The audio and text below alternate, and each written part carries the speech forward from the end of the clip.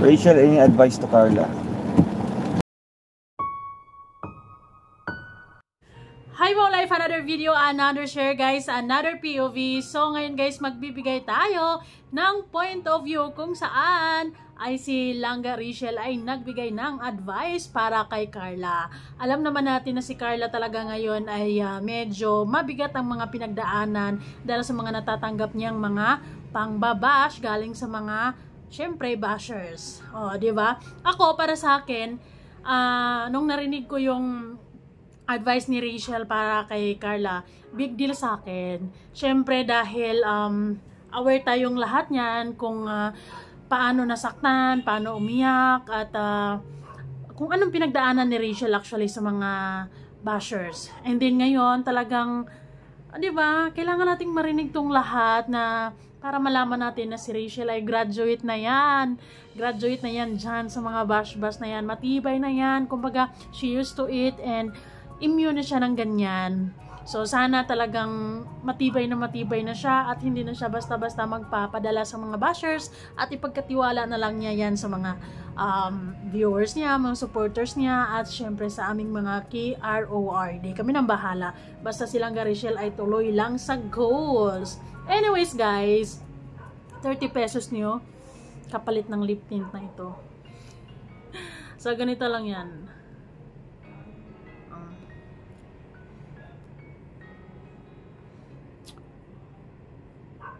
Yes.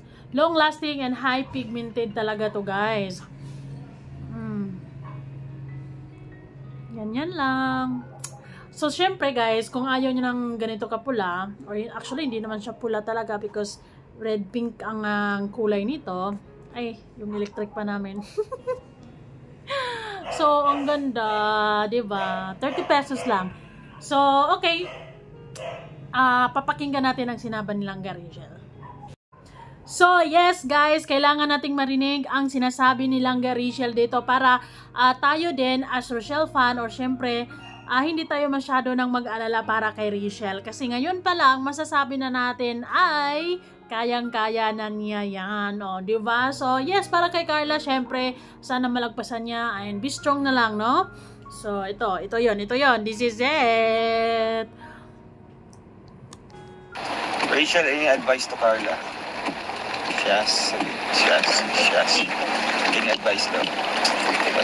Can you give me?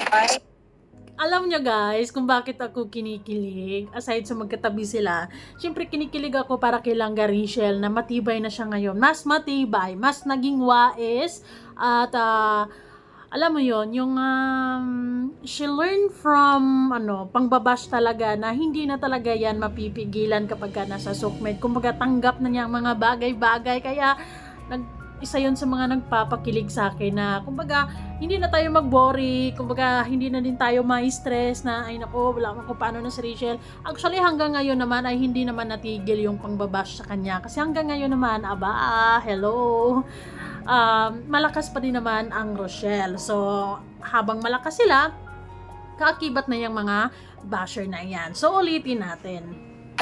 Rachel, any advice to Carla? Yes. Any advice daw? Can you give me some advices or tips? Advice ko? Si Carla. Advice ko lang kay Carla. Huwag mo lang silang pansinin. Basta yung sarili mo kung sino ka. Kung ano yung kagandahan sa puso mo. Yung para lang gawin mo. Huwag mo silang patulga. Can you give me some advices or tips? Advice ko? Si Carla. Advice ko lang kay Carla. Huwag mo lang silang pansinin. Basta yung sarili mo kung sino ka. Langga Rachel, kailangan mo yan. Practice what you preach, ha? Kasi kami lagi kami nagsasabi halos araw-araw sa live ko na Langga Rachel, huwag nang pansinin yung basher, huwag ka nang umiyak na dahil sa kanila, ganito, ganyan. Happy hearts ang person ngayon because galing na sa'yo, di ba? Galing na sa'yo yan. Kagandahan sa puso mo. Yung para lang gawin mo. Huwag mo silang pakinggan. Ano ka lang, slay ka lang. Maging slayable ka lang. Tsaka stay humble pa rin. Kahit ano man yung sasabi ng ibang tao, opinion nila yan. Ay! Nakaka-believe. Alam naman natin kung gaano kalala yung pinagdaanan nilang Rachel sa mga bashers na yan. Na alam naman natin na talagang minsan ay umiiyak siya. Alam mo yun? Whew, it's a relief. Huwag mo sila intindihin. Pwede naman tayong maglaban. Ano? Huwag mo sila intindihin. Pwede naman tayong maglaban. Ano? Hindi ko gets yun. Pwede naman tayo Ano man yung sasabi ng ibang tao, opinion nila yan. Huwag mo sila intindihin. Pwede naman tayong maglaban. Pwede naman natin sagutin sila. Pwede naman tayo maglaban. Pwede naman tayong sumagot, ganon. So yes, pwede naman talaga, 'di ba? Once in a while or paminsan-minsan ay maganda talagang sagutin din ang mga basher, pero hindi yung tipong araw-araw kasi talagang nakakakalbo, ganon. But anyways, alam nyo, napakasimple itong pahayag ni Langga Rachel. Napakasimple ng advice niya kay Langga or kay Carla, pero very relatable and talagang yun ang kailangan, 'di ba? So masayang-masaya ako na syempre, 'di ba? Siya na mismo ang nag-adapt sa sarili niya. Siya na mismo ang nagsabi ng mga ganyang sinasabi natin sa araw-araw. Okay lang ka. Pero stay strong. Kasi naramdaman ko din yan. Alam ko yung pakiramdam na yan. Nakaka-depress pero...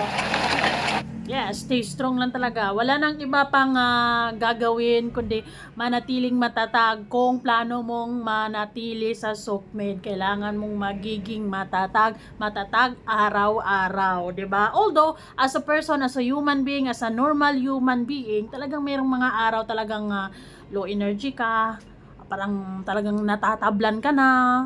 Gusto mo na talaga silang alam mo yun, gusto mo na silang lamunin ng buhay.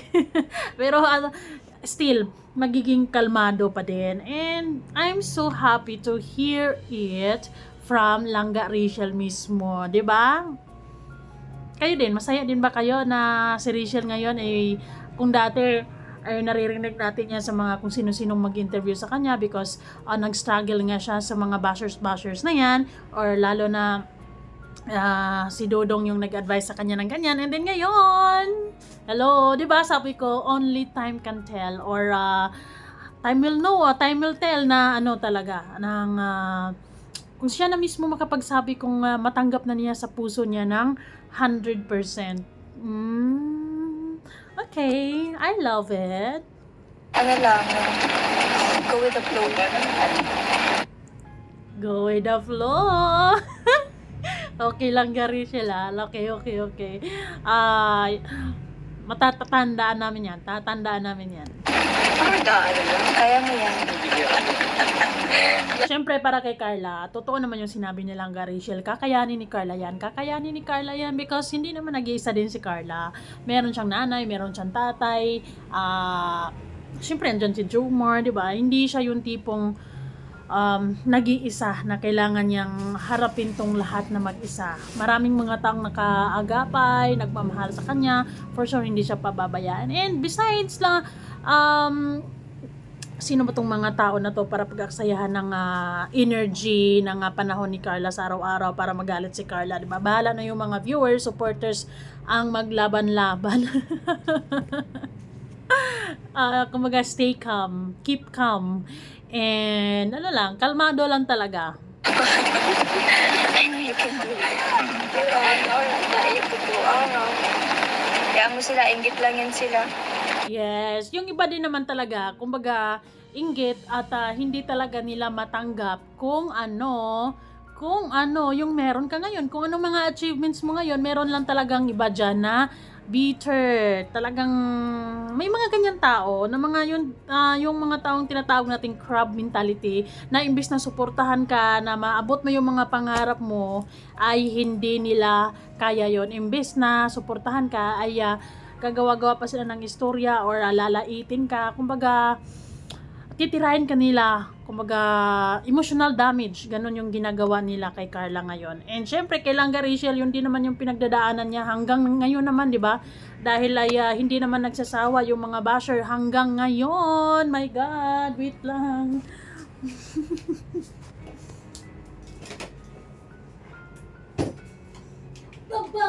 Baba.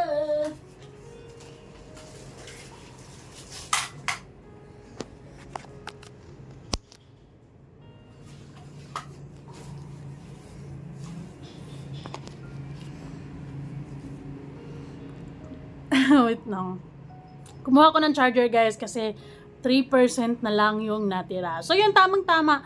Lahat naman ng sinabi ni Langga Rachel is yun yung lagi-lagi nating, or actually mostly sa mga live ko is yun yung lagi nating pagpapaalala sa kanya, lagi nating sinasabi sa kanya. And yes, thankfully, thanks God na she realized it now, di ba? Kumbaga, naiisa puso na niya ang lahat-lahat na yan. Kumbaga, na-realize na niya yan. Kumbaga, na-adapt na niya mismo sa sarili niya at tanggap na niya. And that's good news, 'di ba? Kumbaga gustong-gusto natin na maging matibay si Langga Rachel. Gustong-gusto natin yung pakiramdam na magiging manhid na lang siya sa mga kung anong sasabihing negatibo ng mga bashers.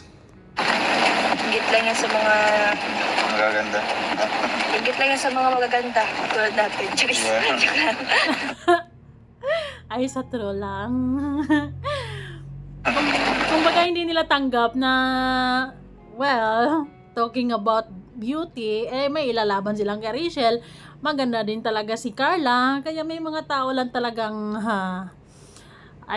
iwan ko ba sa Sokmed ngayon, kung sino pa yung pangit, sila pa yung mahilig manglait, no? Pero yung mga legit na mga magaganda, tulad nila Marian Rivera, Catriona Gray, mga ganyan, mga Miss Universe ang level, mga artistahin, sila, hindi mo sila makikita na nagkakalat ng mga panglalait. 'Di ba? As much as kaya nila is talagang kumbaga inaano pa nila, ina-uplift pa nila yung mga kababaihan na alam mo yun, maging maganda, maging strong, ganyan, 'di ba? So ayun. Basta Rachel and Carla, maging strong lang kayo at wag nyo nang laging pagpapansinin yung mga basher dahil wala talaga yan silang magawa sa buhay. Talagang tamang mema lang naman yan sila dahil sa totoo lang, wala naman sila o di naman nila kayo kilala talaga. Hindi nga nila kayo nakilala in person or nakita in person. Sadyang ano lang talaga sila. May mga tao talagang ganyan, mapanira. Paano naman kami hindi maganda? Nagsalita. Hindi kinaya. Tila-ilang Guerrero, charot po. What is sweet? Grabe yung bash rin kay Carla, kawawa siya lalo na sa mga reactors. Search. Ay, alam ko na yan yung feeling na Feeling ano na, ang tawag ito? Yung gagawa ka ng reaction video para i-bash ka, para sabihan ka ng ganito na malandi. Ay, syempre, kilalang kilala natin yan, di ba? Talagang lahat ng yan, pinagdadaanan ni Rachel yan. Talagang, pero nakakabilib lang si Rachel. Although, nakikita natin yung, ano niya, yung emotion niya, may iiyak, may masaya. Alam niyo, nakita natin lahat yan. Pero ang nakakabilib, kung susuriin mo talaga at kilalanin mo lang yung isang tao is hindi siya sumuko, 'di ba? Hindi siya sumuko sa hamon ng mga tao sa Sokmed na talagang may mga demanding, may mga utos dito, utos diyan, may mga talagang basher lang, talagang silip lang ng silip kung anong negatibo sa iyo, ganon ganyan, 'di ba? And then basta yung ano lang sila kung ano-anong mga negatibong iniisip nila sa'yo. Ay, ganyan talaga pag Sokmed. Good thing si Langga Rachel talagang nagpakatatag sa tulong ni Ruel, syempre sa tulong ng mga viewers, sa tulong ng pamilya niya. Talagang Langga Rachel, nalagpasan mo na ba talaga? Graduate na ba tayo dyan? Langga? Ano pa yun? Nagbago, mayabang na. Tapos yung ano na, Tapos kung ano-ano pa. napaproud ko yung body shaming Ano sa pa yung, ano pa yung mga, ano pa yung sinusuot na damit, na feeling mayaman. Uy, wait Ano lang, pa yun? Gaan dito yung feeling best friend. Ay! Mga idol. Shout out daw! Andito yung may new cough. So, ayan na nga. Totoo naman lahat ng sinabi nilang Rachel na naranasan naman niya ang, ay, naku, saan pa yun?